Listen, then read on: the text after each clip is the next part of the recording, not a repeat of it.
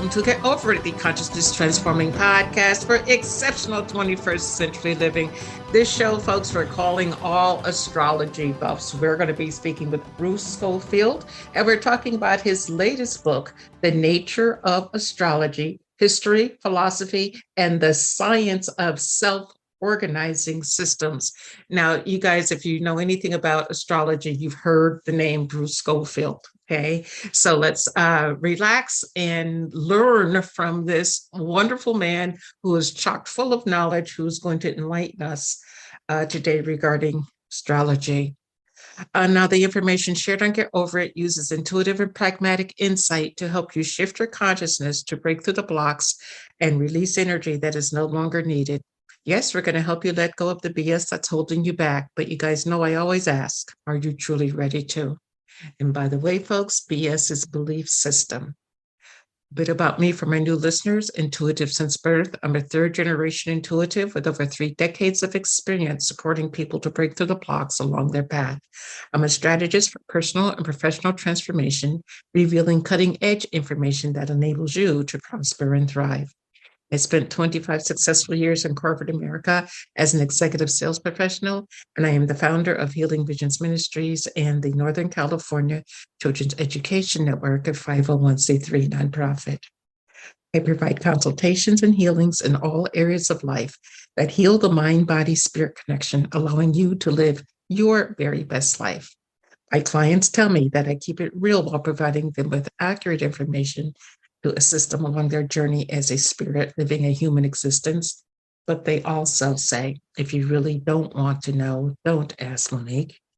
My background includes a doctorate in metaphysics, Reiki master teacher, ordained minister, and clinical hypnotherapist. So whether you are stressed, depressed, or possessed, I can help. To find out more about me and what I offer, go to my website, that's moniquechapman.com, and I invite you to like me on Facebook and follow me on LinkedIn. I'm no longer on Twitter, folks, so don't even look for me there. My guest today, Bruce Scofield, holds a doctorate in geosciences from the University of Massachusetts, a master's degree in social sciences from Montclair University, and a degree in history from Rutgers. A member of the National Council for Geocosmic Research and president of the Professional Astrologers Alliance.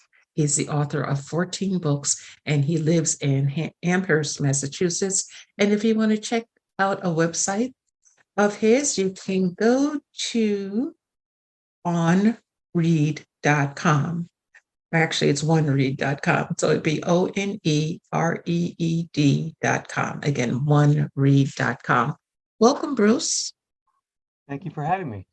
Hey, it's great to have you here. You know, you're such a veteran and so well known within the astrology community. I had a friend who was going to one of the meetings for the Professional Astrologers Alliance, Larry Martin, and he spoke very highly of you. And this is before I knew I'd ever have a chance to talk to you. So your reputation definitely does precede you.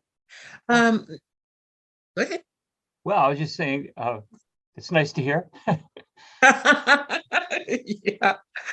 Okay, so your book, The Nature of Astrology, you talk scientific-y in there, but it's not, it's easy to digest. It's easy to read. What type of scientist do you consider yourself to be? Well, I consider myself to be basically a methodological naturalist with a high tolerance for uncertainty and ambiguity. And what I mean by that is that there are a lot of different kinds of scientists. I mean, science is a set of methods. And one of the things I argue in the book is that we just can't call what's known as reductionist science all of science, like that's the only way to go about understanding nature. There are other ways because there are different kinds of nature. But maybe I should say more about that. I mean, reductionist science is the dominant form of science now. It came about during the 17th century, and Descartes and Newton and Galileo and people like that are associated with it. And what it does is in order to learn about nature, it takes a piece of it out and puts it in a study situation like a laboratory, and then dissects it and tears it apart further and tries to figure out what it does and then fit it into some kind of mathematical model so that it's predictable. It sounds horrible, but it works really well. And the world has changed drastically in the last 300 years. I mean, we're getting robots now. I don't know about the flying planes, but lots of things are happening. We have pocket computers. It's unbelievable, and it's largely because of reductionist science being able to really dig into the details. But along with that approach comes some negative things, and I think that the reductionist approach doesn't allow for a really big picture look at what's going on. And there's a tendency towards destroying things. I mean, I think it's reductionist science plays a major role in the desecration of the environment. And it also has a very close ally in the form of capitalism. So we have those two forces that they're not necessarily evil, but they can be used for negative, things, and they can be very destructive. So anyway, so what I'm trying to get at is that this is, in my view, a kind of science, but it's not all of science. And another kind of science that we probably are all familiar with would be observation. So you're a biologist and you go into the woods and you study the bears and the raccoons and the deer that are walking around and the squirrels, and you make notes and you observe their behavior and you try to understand what they're doing. That's doing science too, but it's not really taking apart nature, it's more observing it. Another kind of science, and the earliest form of science, is just being logical, thinking clearly, and not when you confront an issue that you can't figure out, and not saying, well, the gods did it, right?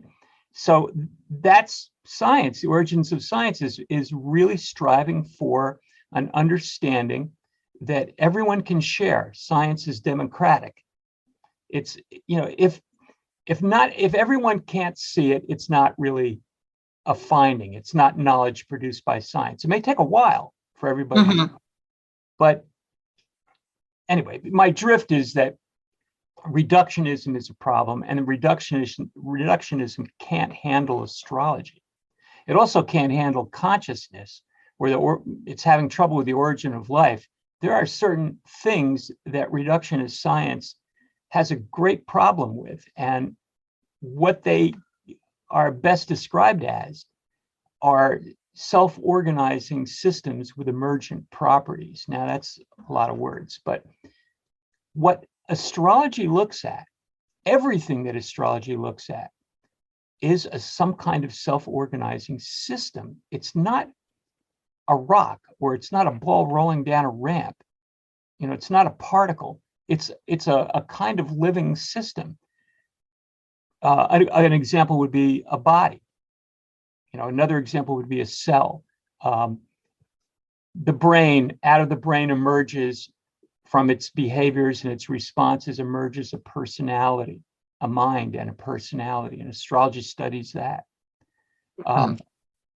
You get a lot of people together, or a lot of other animals together, and they start behaving as a unit in themselves. In the simplest form, you could talk about an ant colony, or a beehive. With humans, actually, the way they build condos these days, they do look like beehives to me. But yes, they do. so you have these groups of humans interacting together, and something emerges out of it. A good example would be the stock market. All these people are reacting, second by second to things, and it's producing. The market is changing. It's evolving all the time, and reductionist science has a very difficult time reducing these systems because they live, they evolve. There are living systems. One would be weather, and another one would be climate, which is weather on a vast scale. those are systems as well. In the Gaia hypothesis, as stated by James Lovelock and Lynn Margulis, the biosphere is a self-organizing system that's actually trying to optimize all the interactions between the earth and plants and animals and the atmosphere and the oceans in such a way that it produces an environment that's favorable for life. That's been a hard pill for a lot of reductionist scientists to swallow. But if you catch my drift here, I'm talking about a class of phenomena in nature that are generally called systems, more specifically self-organizing systems. And they have what are called emergent properties. Things come out of them that are not predictable. So, so this is the subject matter of astrology. That's one of the big points I try to make in my book. So it's a big picture. I'm taking a very big picture of many things, and particularly those things that are related to astrology. And getting back to your original question, when I do science, I'm basically following some rules. Like I did some science in terms of investigating weather patterns and possible relationships between weather patterns and planets, correlations. And I did my PhD thesis on that. I found a correlation between Saturn and Earth weather, which was completely unexpected by the people in my, my group, the advisory board there, committee. But the science was done right. So, in that sense, I was doing science. But I see myself more as a naturalist. I'm looking at nature, and that means people too, because we're part of nature, and trying to better understand them. And astrology is a great tool in understanding these self-organizing systems, which include humans, human personalities, collectives, and includes things like weather as well. Techniques are basically the same. I'm really fascinated when you talk about the weather patterns and other planets. So what we're going through now all over this earth is I'm going to call it disruption, for lack of a better word, in what we have become used to. And are there other planets out there that are going through this same type of disruption? Some people say it's ascension, some people say not. What are your thoughts? Well, I think that humans have disturbed the Earth system. We've disturbed the weather and the climate terribly. And this is, it's contested by a lot of people who really don't know much about it. But I studied this in graduate school, and I follow it. We have disrupted the climate system. And so what happens is that if you burn a lot of fossil fuels, those gases accumulate and in the atmosphere, and they stay around for a long time, particularly carbon dioxide. But there are other ones like methane. And so in the equatorial regions, the sun is more dominant, right? You go to the equatorial regions, and the sun is brighter. You get burned. It's just hotter. So more water evaporates in the equatorial regions, moves up into the air as water vapor, and water vapor is another greenhouse gas. It holds the heat in. So now that we've added to that with a little bit more carbon dioxide, the heat at the equatorial regions, particularly high up in the atmosphere, has increased. And now what we have is a steepened gradient between the heat of the equatorial regions and the cold of the polar regions. So let's say, for example, the normal situation, or the way the Earth has been for the last 2,000 or 3,000 years, say, the slope between the heat of the equator and the cold of the poles has been 30 degrees. Let's just call it that, like a slope, like a side of a hill. Well, we have ramped it up to about 45 degrees.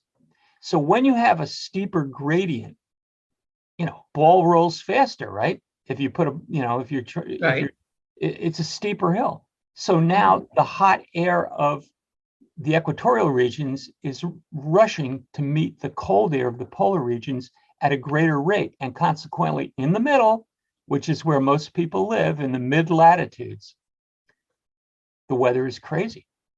It's all disturbed. The gradient between hot and cold has been ramped up. The weather is trying to adjust to it. The air is trying to adjust to it, the temperature of the oceans and so on. And so we're going to have wilder and wilder weather unless we do something. And even then, it's not too late. But if we stopped all fossil fuel burning right now, it would probably take a couple hundred years for the Earth to readjust. And it may never go back to exactly the way it was, but at least we might prevent a total, wipeout. Melt all the ice in the polar caps and the oceans go up 300 feet. That would not be fun. No, because I would be underwater. Yeah. But here's the thing. Astrology has long looked at weather as a system, and which is what I tested for my doctoral program. And it still responds to these planetary aspects. Like as we speak today, Mars and Neptune are in square to each other, and the sun is there as well, and Mercury is right nearby. So we have a very tense alignment going up in the sky that is associated with storms that are storms of a liquid nature, not just a windstorm, but more like a kind of a snow or rain or something like that event. Okay. And so this is in focus today, and we're seeing it in California. We're seeing it in New England, the Northeast. It's happening. And under normal circumstances, that would have produced a storm. But in our time now, with a stronger gradient between hot and cold and a disturbed middle latitude environment, it's worse. It's crazier. It's distorted. So the astrology still works, but it's working on a climate system and weather system that's been disturbed. So you can't separate those two things. You can't say, well, the weather's responding to the planets. Well, sure it is, but it's responding to the greenhouse gases. It's called anthropogenic greenhouse gas forcing. That's the proper term for it. If anybody wants to know that. Anthropogenic, human-caused greenhouse gas, and then forcing, pushing it into the atmosphere. Great term. Wow. I mean, you've just blown me away. The average layperson doesn't necessarily think about astrology in those terms. When they hear the word astrology, they think maybe sun signs and transits and retrogrades. But outside of that, there's not much of a correlation between the rest of the systems in our little galaxy here, in our little universe to talk about. So are you of the belief system that there is 9 planets in our system, more than 9? Where are you at regarding that? Well, we have, obviously we have 8.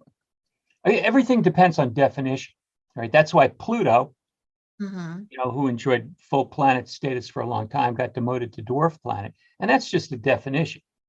And it's a definition that makes sense. A planet, as defined now, is an object that is basically cleared out its orbit and is big enough to pull itself into a sphere.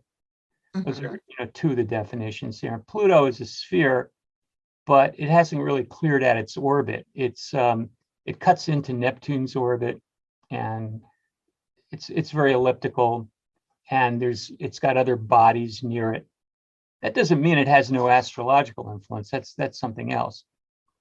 But there's another planet, fairly large, that's been proposed based on orbital disturbances of other bodies that may be way out there. I mean, you go beyond Neptune, and you run into the Kuiper belt, which Pluto is an object in, and there's another body in there that's about the same size as Pluto called Eris. Have you ever heard of that? I've heard of that. Yes. Eris, what a menace that thing is. That is it's mischief. And when Uranus was transiting, Uranus is right now it's in Taurus, but it went through Aries a few years ago, and Eris is it's way out there and it goes very slow. So it's been in Aries for years, for decades. But when Uranus met Eris, we had almost to within a week or so, we had the Brexit event, and then we also had Trump getting elected. Okay, that was not lost on me. I was following this. I've been, when Eris was announced, I think the original name was Xena, but they changed it. But Eris is interesting. Discord, troublemaker, that sort of thing. And I put it in the charts and I started watching it and seeing what it correlated with. But then when that Uranus went over it, I said, "Wow, yeah, this thing is trouble." So it's another point out there. So, and there are many others. There are a number of dwarf planets that astrologers experiment with. Eris is a good one, though, a pretty big one. And then you go beyond that, you have the Oort cloud, way far away from the sun, and that's where a lot of comets hang out. Hey, what's that called again? The Oort cloud, OORT. And then you get towards the end of the solar system there. It's where it's called the heliopause, where the solar radiation kind of stops, and then you're off into deep space. So the solar system is a system. It's all these things are all hooked up and they're all moving with each other. And it's the larger system in which we humans and other organisms on our planet have evolved. Okay. And it's an environment. It's a kind of environment. And we think of our environment as, earth and trees and lakes and so on. But we have this cosmic environment, and then that's kind of contained with the solar system. There's one obviously beyond that, but these planets are cycling all the time. They're moving around, and you look at the moon; it's moving around, changing phases. The Earth is orbiting the sun. The Earth is rotating. There are all these cosmic signals coming to us, and one of the things I talk about in my book is the idea that life evolved in two different kinds of environments. And one would be the spatial environment, which is, one organism is living in the water and another one on the land, and they're adapting to it and so on. But there's also a time environment, the temporal environment. Well, organisms are evolving in the alternation of day and night, and the change of length of day relative to length of night over the course of a year, and the appearance and disappearances of Venus and the cycles of Saturn and Jupiter. All these things are time factors, creating I call it a temporal environment. And I think a lot of astrology may have been internalized millions of years ago. And life continued with that. We do know that the circadian rhythm, the 24-hour rhythm, evolved probably about 3 billion years ago in single-celled organisms, in bacteria. We know that. There's no question about it. So some of these other more subtle rhythms undoubtedly were picked up later.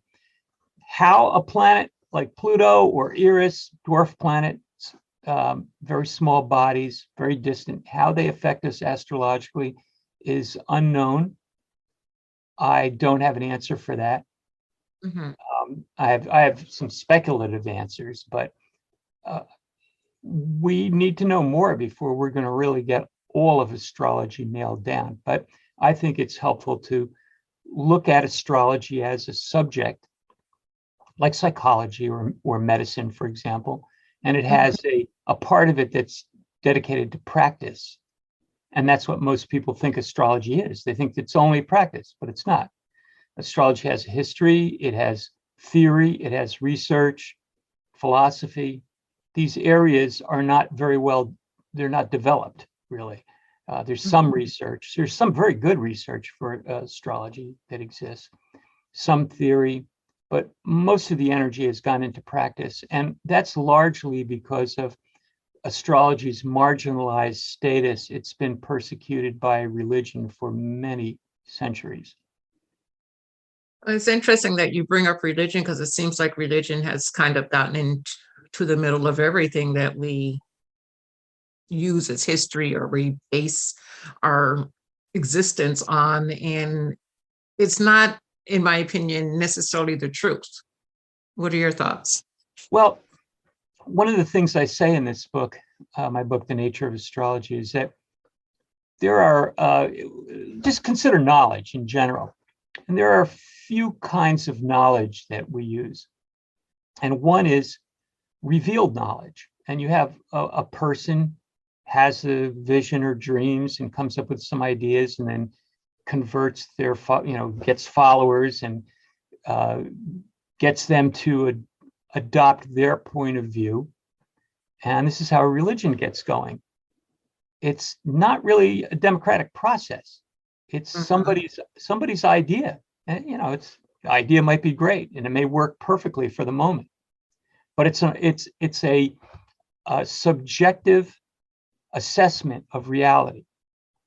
And then you have common sense, and common sense taken a little bit further would be know-how.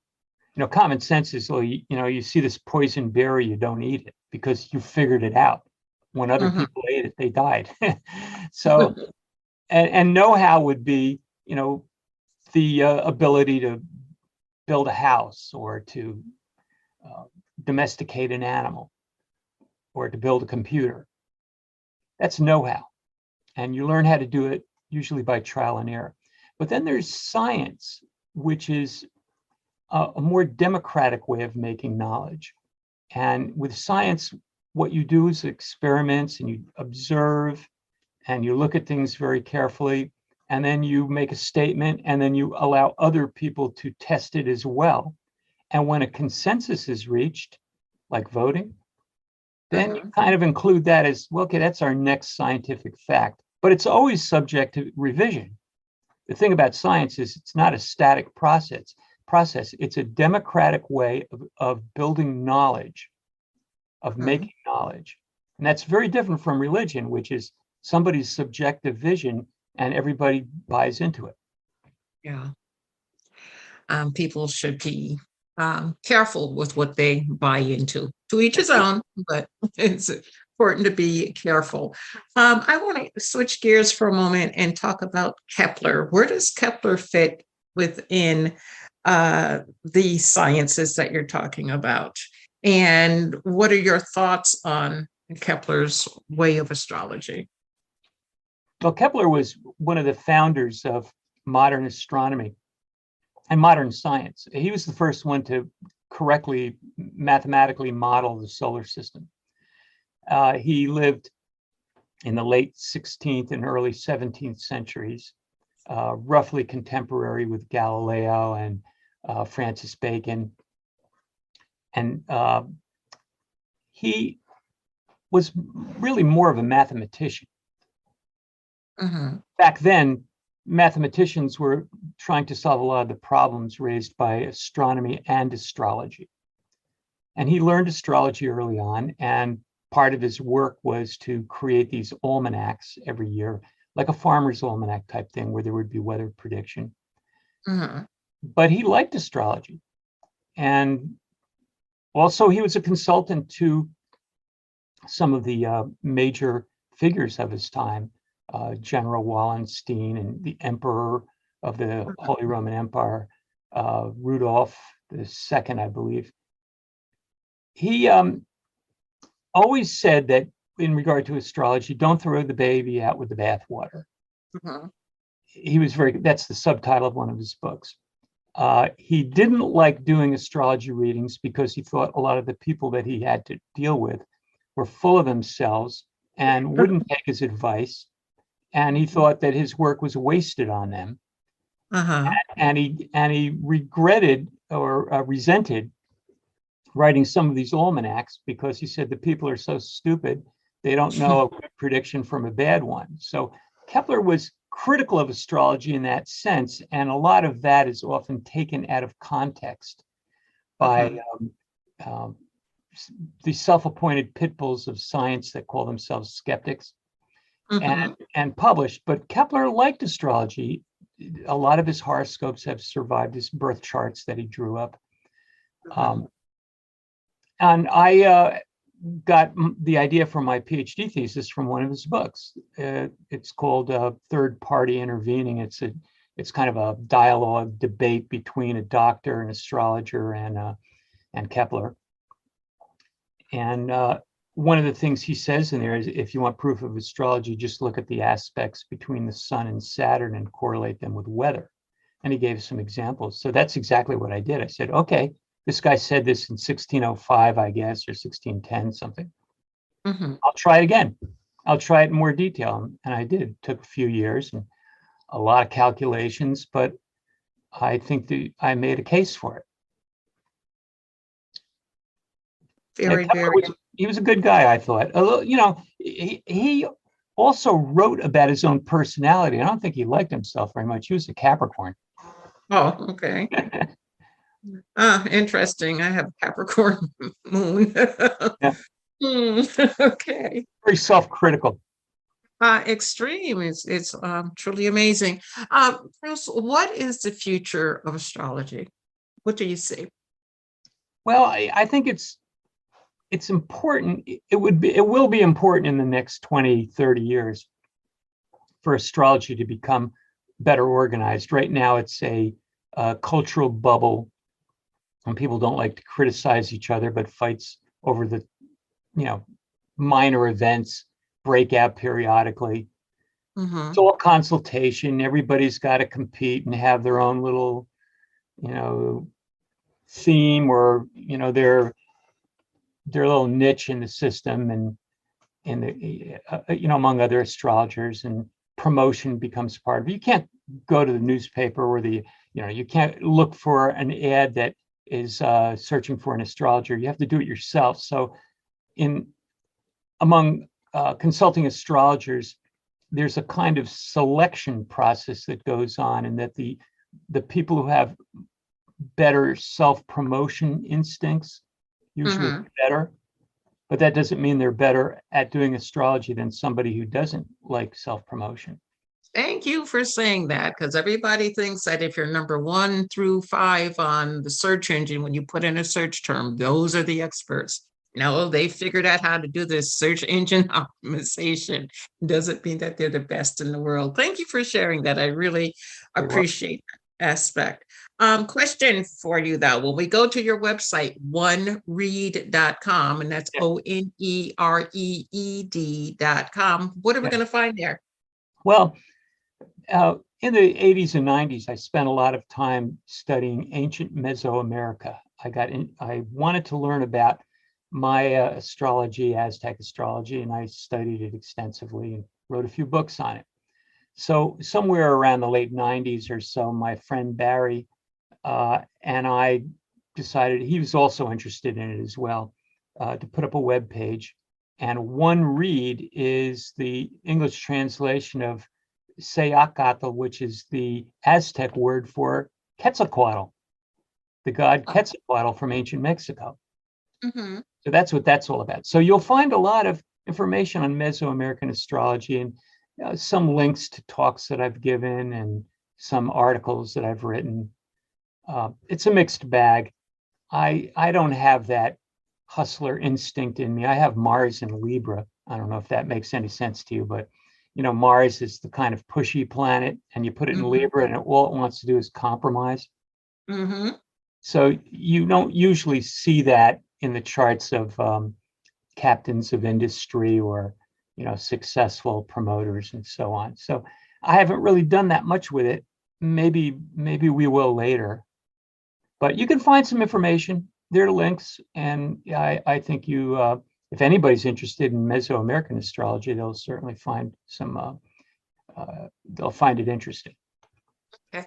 Have you ever done a chart on America per se, and to kind of chart where we're going as a Oh yeah. nation?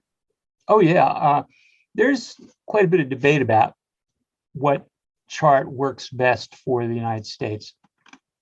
And I tend to go along with the afternoon of July 4th, which is when the Committee of Five finished writing up the Declaration. It had been passed earlier in the day in a vote. And the Committee of Five did some editing on it. Jefferson and Franklin were a part of all that. And then they took it down to the printer and they gave it to the printer. And as best I can figure out, that was about 5 o'clock. So in my view, that was the point of no return. Because the next day, the printer printed it overnight, and the next day they were passing this around. So what's the key moment? When they voted on it? I don't think so. I think because they were still editing it, they were changing some wording until the very end. Anyway, so that chart has Sun in Cancer and Sagittarius rising and Aquarius moon. And the United States chart shows a lot of pressure these days. We're having our Pluto return. And I think if we were living 100 or 150 years earlier, it would have been a real mess. But we're doing okay, more or less. I mean, we had the COVID experience and lockdown, and we have all sorts of political problems. I was going to say we had the Trump experience. Yeah, we had that. And, there's a war going on with Russia. We're in it indirectly. So there's a lot going on. I think the financial world is still pretty unstable, and we're not through this yet. I mean, we're walking through a very difficult passage in U.S. history. But to use what I was saying earlier as a reference, under normal circumstances, a certain kind of planetary aspect, like say Mars square Neptune, will correlate with a disruption of the atmosphere, and you'll get a storm of some sort. But when the weather system is so disturbed as it is now due to fossil fuels, the same aspect just gets amplified, and it's worse. So in a kind of reverse way, we're more sophisticated and civilized now than we were 200 years ago. So as I was suggesting before, if the aspects that the US chart is under now had happened 200 years ago, it would have been a big mess. But I think there are some cool heads that are keeping the thing going. So I'm not terribly pessimistic. I'm a little pessimistic because there are some forces that are really trying to wreck the system right now. And they seem to be gaining a foothold in it. Well, they know how to work the media. That's probably part of it. So we hear more about it than what's really happening. But it is happening. So I think that there will be continuing problems for the next few years, complex problems, but I don't think that they'll be quite as devastating as they would have been had this happened decades and decades ago when people were crazier. On the other hand, it would not surprise me if somewhere in the early 2030s, parts of this country break up. Probably, 2033, 2034. That's a prediction I made a while back. I should revisit it, look at my thinking. But it wouldn't surprise me if, a chunk of the country said, the heck with this, we're going on our own. Interesting. It brings us down to a divide when I hear you say that, the red states, the blue states. So is that the type of thing that you're? Yeah, it could be. I mean, it would seem that the Northeast and the West, the Pacific states, they're operating on a different wavelength than a lot of these other ones are. But we'll see. It's you can't make an exact prediction. But what I base this on is the fact that there's this continuing tension, territorial tension, that I don't think that goes away quite so quickly. And it may flare up at times, and maybe some different definition of statehood will come about. Okay. Do you foresee for the next political election, the presidential election, an energy that is more like Biden or an energy more like Trump and DeSantis? Well, to be honest with you, I haven't looked at it. What I've been paying attention to lately is that Saturn has gone into Pisces. It has left Aquarius, although it'll, it's been in there. It was in there for 2.5 years, and Mm-hmm. it's gone into Pisces. And I've been watching that very carefully. That happened a few weeks ago. And Saturn in Pisces, Saturn is reality. It's law, it's structure. And it's gone into Pisces, which is chaos and expanse and the oceans and belief systems. So my forecast for this originally was that this would be a time when a lot of the nonsense that poses as truth will get caught, will get nailed, and the laws will be made. What surprised me, what didn't surprise me in a way, is that within a day or two of Saturn going into Pisces, the International Committee got together and passed some laws protecting the oceans. Now think about that. Saturn goes into Pisces, and now the whole world's together protecting the oceans. And to me, that's visionary. I mean, it may not be all that you'd really want. You'd want more if you were an environmentalist, than I would. But it's something, and it's very significant. And at the same time, this business with